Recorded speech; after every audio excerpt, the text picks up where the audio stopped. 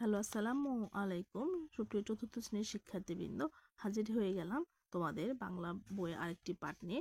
আজকে আমরা পড়ব বীর শ্রেষ্ঠদের বীরগাথা। পাঠের শুরুতেই পাঠ সংশ্লিষ্ট সুন্দর একটি ছবি আছে। দেখো, এখানে একটি বড় গাছ আছে। গাছের পিছনে লুকিয়ে যারা যুদ্ধ করছে, মুক্তিবাহিনীরা যুদ্ধ করছে। আর এ পাশে দেখা যাচ্ছে পাকিস্তানি বাহিনীর গাড়ি। তারা গাড়ি বহরে আক্রমণ চালিয়েছে। ঠিক আছে, এটি একটি মুক্তিযুদ্ধের ছবি। চলো আমরা গল্পটি পড়ে আসি। বীর শ্রেষ্ঠদের বীরগাথা। 1971 সালের 26শে মার্চ অবিস্মরণীয় সে সময়। শুরু হয়ে গেছে মুক্তিযুদ্ধ। বাঙালিরা ঝাঁপিয়ে পড়েছে স্বাধীনতার মরণপণ যুদ্ধে। সারা বাংলাদেশ তখন রণক্ষেত্র। হানাদার পাকিস্তানি সেনাবাহিনীকে যেভাবেই হোক পরাজিত করতে হবে, শত্রু মুক্ত করতে হবে এই প্রিয় মাতৃভূমিকে। জাতি, ধর্ম, বর্ণ নির্বিশেষে সব পেশার মানুষ যোগ দিচ্ছে মুক্তিযুদ্ধে। এরা সবাই মুক্তিযোদ্ধা। গঠিত হয়েছে মুক্তিবাহিনী। এদের সবাই সে সময় জীবন বাজি রেখে যুদ্ধ করেছেন। অনেকেই শহীদ হয়েছেন। এদের মধ্যে 7 জনকে অপরিসীম সাহসিকতার জন্য রাষ্ট্র বীরশ্রেষ্ঠ উপাধিতে ভূষিত করে। এই বীরশ্রেষ্ঠরা হলেন মহিউদ্দিন জাহাঙ্গীর, মোহাম্মদ মোস্তফা কামাল, হামিদুর রহমান, মোহাম্মদ রুহুল আমিন, মতিউর রহমান, মুন্সি আব্দুর রউফ এবং নূর মোহাম্মদ শেখ। এখানে আমরা 3 জন বীরশ্রেষ্ঠের কথা জানব। তাহলে দেখো, সময়টা ছিল 1971 সালের 26শে মার্চ। তখন মুক্তিযুদ্ধ অলরেডি শুরু হয়ে গেছে। তখন যারা শহীদ হয়েছেন তাদের মধ্যে রাষ্ট্র ঘোষিত 7 জন বীরশ্রেষ্ঠ ছিল। কতজন ছিল? 7 জন। তাদের উপাধি কি ছিল? বীরশ্রেষ্ঠ। 7 জন হলেন মহিউদ্দিন জাহাঙ্গীর। এই 7 জনের নাম দেওয়া আছে, তোমরা নামগুলো মুখস্থ করে ফেলবে, একেবারে মুখস্থ করে ফেলবে। 7 জন বীরশ্রেষ্ঠ। আর এর মধ্যে 7 জনের মধ্যে আমরা 3 জনের জীবন সম্পর্কে বা 3 জনের কথা আমরা আজকের পাঠে জানব। পরের পৃষ্ঠায় ছবিতে যাকে আমরা দেখতে পাচ্ছি তিনি হলেন ক্যাপ্টেন মহিউদ্দিন জাহাঙ্গীর। আমরা প্রথমে তার কথাই জানব। ডিসেম্বরের 14 তারিখ একজন মুক্তিযোদ্ধা চাঁপাইনবাবগঞ্জের বারঘড়িয়ার মুক্তিবাহিনীর ক্যাম্প থেকে বের হয়ে রেহাইচরের কাছ দিয়ে নৌকায় করে মহানন্দা নদী পার হন। তারপর অত্যন্ত ক্ষিপ্রতার সঙ্গে পাকিস্তানি সেনাদের বাংকারে আক্রমণ চালান। ধ্বংস করেন তাদের সুরক্ষিত বাংকার। পাকিস্তানি সেনাদের ঘাঁটিতে এ খবর পৌঁছালে তারা অধিক সংখ্যক সৈন্য এনে পাল্টা আক্রমণ চালায়। সাহসী এই যোদ্ধা তখন আরও দুঃসাহসী হয়ে ওঠেন। পিছিয়ে যাওয়ার মানুষ তিনি ছিলেন না। আকস্মিকভাবে পাকিস্তানি সেনাদের গুলি এসে তার কপালে লাগে। তিনি মাটিতে পড়ে যান। এ খবর বারঘড়িয়া মুক্তিবাহিনীর ক্যাম্পে পৌঁছালে অন্য মুক্তিযোদ্ধাগণ পাকিস্তানি সেনাদের উপর মরণপণ আক্রমণ চালান। ওই দিনই তারা চাঁপাইনবাবগঞ্জ শহর হানাদার মুক্ত করেন। এভাবে শহীদ হন একজন বীর মুক্তিযোদ্ধা। বীরের রক্তে রঞ্জিত হলো বাংলার মাটি। স্বাধীনতার জন্য লড়াই করা অসীম সাহসী এই বীরের নাম ক্যাপ্টেন মহিউদ্দিন জাহাঙ্গীর। তাহলে দেখো, এই যে ক্যাপ্টেন মহিউদ্দিন জাহাঙ্গীর যেদিন শহীদ হলেন তারিখটা ছিল ডিসেম্বরের 14 তারিখ। সেটা কিন্তু 1971 সালে। তিনি চাঁপাইনবাবগঞ্জের বারঘড়িয়া মুক্তিবাহিনীর ক্যাম্প থেকে বের হয়ে রেহেচরের কাছে নৌকা দিয়ে তখন মহানন্দা নদী পার হন। ঠিক আছে। আর এখানে একটা নতুন শব্দ এসেছে, বাংকার। তিনি ক্ষিপ্রতার সঙ্গে পাকিস্তানি সেনাদের বাংকারে আক্রমণ চালান। বাংকার অর্থ হচ্ছে যে মাটির ভিতর তৈরি করা কি গর্ত। সেই গর্ততে কি করতো? শত্রুর আক্রমণ থেকে বাঁচার জন্য তারা সেখানে লুকিয়ে থাকতো অথবা পাহারা দিত। এটা ছিল পাকিস্তানিদের সেই লুকিয়ে থাকার জায়গাটা। এই যে ক্যাপ্টেন মহিউদ্দিন জাহাঙ্গীর তাদের বাংকারে তখন কি করলো? আক্রমণ চালায়। একদম তারা কি করেছিল? বাংকারটাকে একদম ধ্বংস করে দিয়েছিল ক্যাপ্টেন মহিউদ্দিন জাহাঙ্গীর। তারপর শুরু হয়ে গেল পাকিস্তানিদের সাথে তুমুল গোলাগুলি। তারপর একসময় তার কপালে এসে একটা গুলি লাগে, তিনি মারা যান, সেখানেই শহীদ হন। তারপর এই খবর যখন মুক্তিবাহিনী ক্যাম্পে পৌঁছে গেল, মুক্তিবাহিনীরা কি করলো? পাকিস্তানিদের উপর পাল্টা আক্রমণ চালায়। সে কি একদম মরণপণ আক্রমণ চালায়। ওই দিনই চাঁপাইনবাবগঞ্জ হানাদার মুক্ত হয়েছিল। মহিউদ্দিন জাহাঙ্গীরের জন্ম 1949 সালের 7 মার্চ বরিশাল জেলার হাবুগঞ্জ উপজেলার রহিমগঞ্জ গ্রামে। মুক্তিযুদ্ধ যখন শুরু হয় তখন তিনি পশ্চিম পাকিস্তানে ছিলেন। তিন সহকর্মী সহ সিদ্ধান্ত নিলেন পাকিস্তান সামরিক বাহিনী ত্যাগ করে মুক্তিবাহিনীতে যোগ দেবেন। পরিকল্পনা অনুযায়ী তারা 4 জন 3রা জুলাই রাতের অন্ধকারে পাকিস্তানের শিয়ালকোট হয়ে ভারতে প্রবেশ করেন। সেখান থেকে দিল্লি হয়ে কলকাতায় পৌঁছান। 4 জন বীর সেনাকে স্বাগত জানান মুক্তিযুদ্ধের প্রধান সেনাপতি জেনারেল আতাউল গনি ওসমানী। ক্যাপ্টেন জাহাঙ্গীরকে পাঠানো হয় 7 নম্বর সেক্টরে।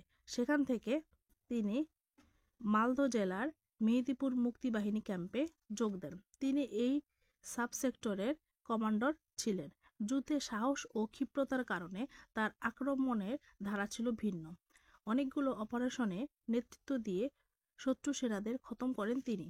সেক্টর কমান্ডার কাজী নুরুজ্জামান তার বইয়ে মহিউদ্দিন জাহাঙ্গীর সম্পর্কে লিখেন, মহিউদ্দিন ছিলেন একজন অনন্য সাধারণ দেশপ্রেমিক ও যোগ্য সেনানায়ক। বিজয় দিবসের 2 দিন আগে এই অসীম সাহসী মুক্তিযোদ্ধা শহীদ হন।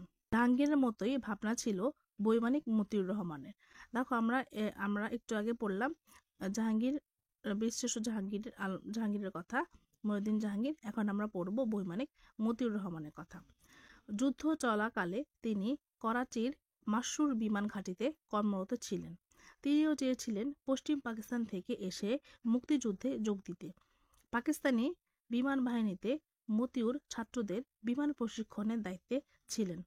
তার একজন ছাত্রের নাম ছিল রশিদ মিনহাজ। মিনহাজ ছিলেন শিক্ষানবিশ পাইলট। তিনি পরিকল্পনা করলেন যে মিনহাজ যেদিন বিমান নিয়ে আকাশে উঠবে সেদিন তার কাছ থেকে বিমানটি ছিনিয়ে ভারতে নিয়ে যাবেন। নোটিশ বোর্ডে টানানো ফ্লাইট শিডিউল দেখে তিনি জেনেছিলেন আগস্ট মাসের 20 তারিখে মিনহাজ আকাশে উড়বেন। সেদিন তিনি গাড়ি নিয়ে রানওয়ের পূর্ব দিক চলে যান। মতিউর দেখতে পান মিনহাজ T-33 বিমান চালিয়ে সামনের দিকে আসছেন। তিনি বিমানের সামনে গিয়ে তাকে থামতে বলেন। মিনহাজ থামেন এবং বিমানের উপরে ঢাকনা খুলে কোনো সমস্যা হয়েছে কিনা তা জানতে চান। সুযোগ পেয়ে মতিউর লাফ দিয়ে বিমানে ওঠেন। আগেই রুমালে ক্লোরোফর্ম মাখিয়ে এনেছিলেন তিনি। মিনহাজের নাকে রুমাল চেপে ধরতে তিনি অচেতন হয়ে যান।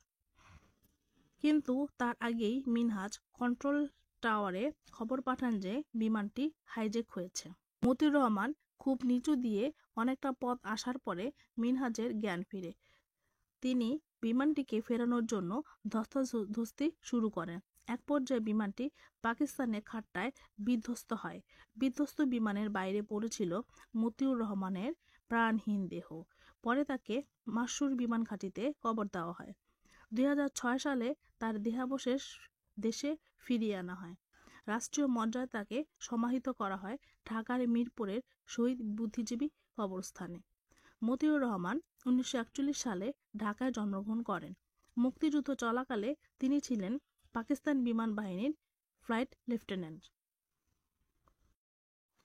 এই যে ছবিতে দেখতে পাচ্ছ ফ্লাইট লেফটেন্যান্ট মতিউর রহমানের একটি ছবি।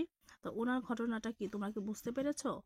আমি একটু সংক্ষেপে বলছি যে এই যে ফ্লাইট লেফটেন্যান্ট মতিউর রহমান উনি কিন্তু তখন চাকরি করতেন। তিনি কোথায় চাকরি করতেন? পাকিস্তান বিমান বাহিনীর ফ্লাইট লেফটেন্যান্ট হিসেবে তিনি চাকরি করতেন। যখন মুক্তিযুদ্ধ চলছিল তিনি তখন সে পাকিস্তানের করাচিতে তিনি মাসুর বিমান ঘাঁটিতে তিনি কর্মরত ছিলেন। কিন্তু যখন মুক্তিযুদ্ধ শুরু হয়ে গেছে তখন তিনি পশ্চিম পাকিস্তানে আর থাকতে চাননি। তিনি চেয়েছিলেন মুক্তিবাহিনীতে যোগ দিতে। আর যখন মুক্তিযুদ্ধ চলছিল তখন তিনি কি করছেন? বিমানের ছাত্রছাত্রীদেরকে বিমানের প্রশিক্ষণ দিতেন। তো ওখানে প্রশিক্ষণরত অবস্থায় ছিলেন একজন ছাত্র, তার নাম ছিল রশিদ মিনহাজ। তো মতিউর রহমান মনে মনে ভেবেছিলেন তিনি এখান থেকে চলে যাবেন কিভাবে? যে মিনহাজ যেদিন আকাশে বিমানটা উড়াবে সেদিন তিনি এই বিমানটা নিয়ে চলে যাবেন কোথায়? সেই মুক্তিযুদ্ধে যোগদান করার জন্য। সেজন্য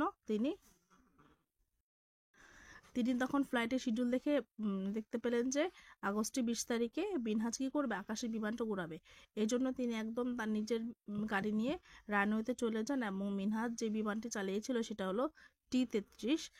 ঠিক আছে।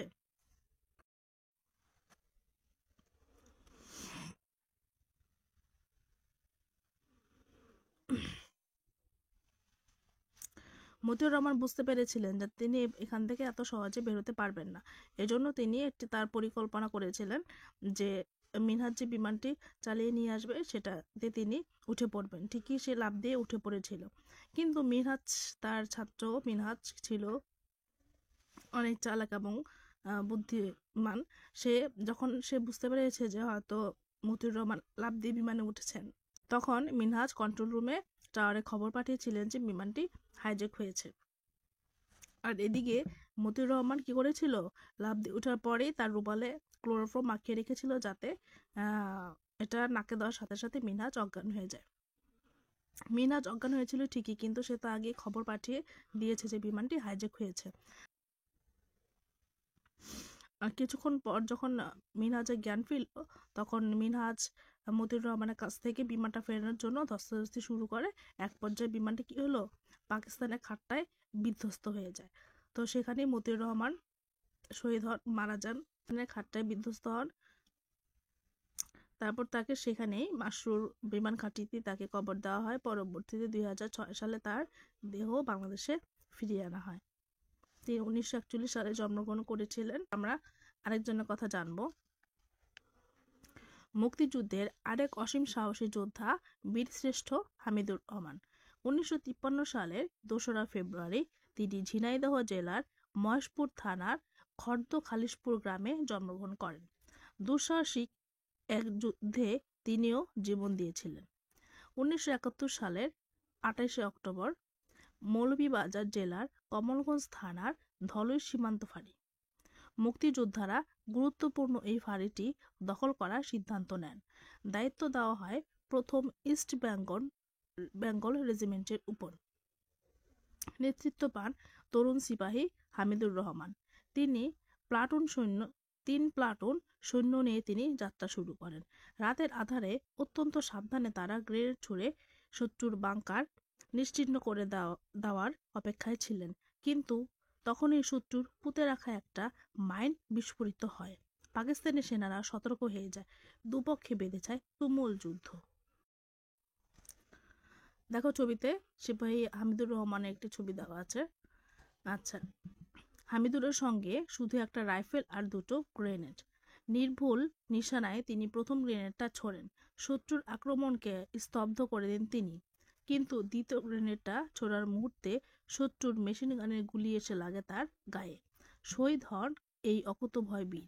সিপাহী হামিদুরকে প্রথমে ত্রিপুরার আমবাসা ইউনিয়নের হাতিমারা ছড়া গ্রামে সমাহিত করা হয়। 2007 সালের 10ই ডিসেম্বর তার দেহাবশেষ ফিরিয়ে আনা হয় বাংলাদেশে। পরদিন রাষ্ট্রীয় মর্যাদায় মিরপুর শহীদ বুদ্ধিজীবী কবরস্থানে তাকে পুনরায় সমাহিত করা হয়। তিনজন বীরশ্রেষ্ঠের কথা জানলাম আমরা। এক মহান বীরগাথার রচয়িতা তারা। তাদের মতো অনেকের জীবনের বিনিময়ে আমরা পেয়েছি স্বাধীন বাংলাদেশ। এই বীরদের মহান আত্মত্যাগ অবিস্মরণীয় হয়ে থাকবে। তো শিক্ষার্থীবৃন্দ, তাহলে হামিদুর রহমান কে ছিলেন, হামিদুর রহমানের জন্ম কি ছিল? তো শিক্ষার্থী বন্ধুরা, হামিদুর রহমানের জন্ম ছিল 1971 সালে 28 অক্টোবর। কোথায়? মৌলভীবাজার জেলার কমলগঞ্জ থানার ধলই সীমান্ত ফাঁড়িতে। এখানেও তিনি প্রথম দায়িত্ব পান ইস্ট বেঙ্গল রেজিমেন্টের উপর। তখন তিনি ছিলেন তরুণ সিপাহী। এটার দায়িত্ব পান সিপাহী হামিদুর রহমান। তিনি প্রথমে 3 প্লাটুন সৈন্য নিয়ে যাত্রা শুরু করেন। তো তাদের ইচ্ছে ছিল, তাদের চিন্তা ভাবনা ছিল যে গ্রেনেড ছুড়ে শত্রুর বাংকার নিশ্চিহ্ন করবে। বাংকার হচ্ছে শত্রুরা মাটি খুঁড়ে যেখানে তাদের আশ্রয় বা থাকার জায়গা, বা এখানে থেকে তারা এটা হচ্ছে মানে লুকানোর জায়গা আর কি, চিহ্নিত করে দেওয়ার অপেক্ষায় ছিলেন। কিন্তু আসলে তাদের এই বাংকার চিহ্নিত করার আগেই শত্রুরাও ফাঁদ পেতে রেখেছিল যে তাদের এইটার আশেপাশে কেউ থাকলে তখন বোমা বিস্ফোরিত হবে। তো ঠিকই তারা যখন কাছাকাছি গিয়েছিল তখন শত্রুদের পুঁতে রাখা একটা মাইনও বিস্ফোরিত হয়। তো পাকিস্তানি সেনারা তখন সতর্ক হয়ে যায়। তখন দুই পক্ষে বেঁধে যায় তুমুল যুদ্ধ। তো ওই অবস্থায় হামিদুর রহমানের সাথে কি ছিল? শুধু একটা রাইফেল ছিল আর 2টা গ্রেনেড ছিল। তো প্রথম গ্রেনেডটাই তিনি মারেন এবং মারার পর তিনি শত্রুদের আক্রমণকে একদম মানে স্তব্ধ করে দেন। তো দ্বিতীয় গ্রেনেডটা যখন ছুটতে নেয় তখন তাদের মেশিন গানে গুলি এসে তার গায়ে লাগে। তখনই তিনি কি হন? শহীদ হন। আর প্রথমে তার দেহাবশেষ ত্রিপুরার আমবাসা ইউনিয়নের হাতিমারাছড়া গ্রামে সমাহিত ছিল। পরে 2007 সালে 10ই ডিসেম্বর আমাদের বাংলাদেশে নিয়ে আসা হয় এবং রাষ্ট্রীয় মর্যাদায় শহীদ বুদ্ধিজীবী কবরস্থানে পুনরায় সমাহিত করা হয়। তো শিক্ষার্থী বন্ধুরা, আজকে এ পর্যন্তই। পরবর্তী ক্লাসে আমরা এটা অনুসরণীতে শব্দার্থ, বাক্য তৈরি, প্রশ্ন উত্তর, শূন্যস্থানে আলোচনা করব। তো তো সেই পরবর্তী পার্ট দেখার আমন্ত্রণ জানিয়ে আজকের মতো এখানে শেষ করছি। সবাই ভালো থেকো, সুস্থ থেকো। আল্লাহ হাফেজ।